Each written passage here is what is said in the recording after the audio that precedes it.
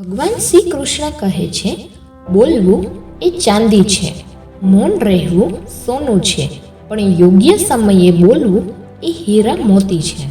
સમય સાથે ક્યારેય હઠ બાંધીને ના બેસવું, કારણ કે મહાભારતનું યુદ્ધ જીતનાર પારઘી પાસે હારી ગયા છે.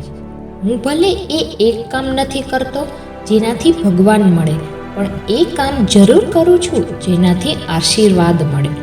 માણસાઈ દિલમાં હોય છે, હેસિયતમાં નહીં. ઉપરવાળો ફક્ત કર્મ જુએ છે, વસિયત નહીં.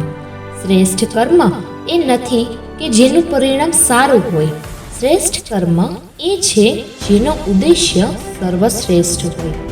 અહંકાર વ્યક્તિ પાસે જીદ કરાવે છે, જ્યારે પ્રેમ વ્યક્તિ પાસે જતું કરાવે છે.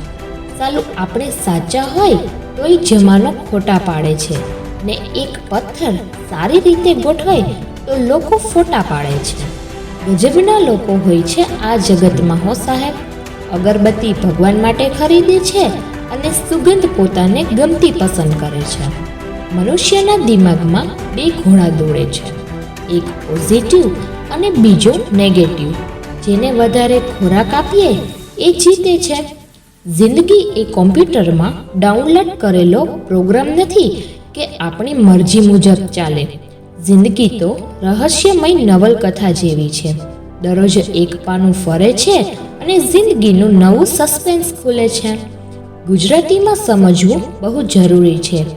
એક કપ ચાની સંગત સારી છે, પણ એક કપ ટીની સંગત ખરાબ. પ્રભુ એટલું આપજો કે શોધવું પણ ના પડે અને સંતાડવું પણ ના પડે.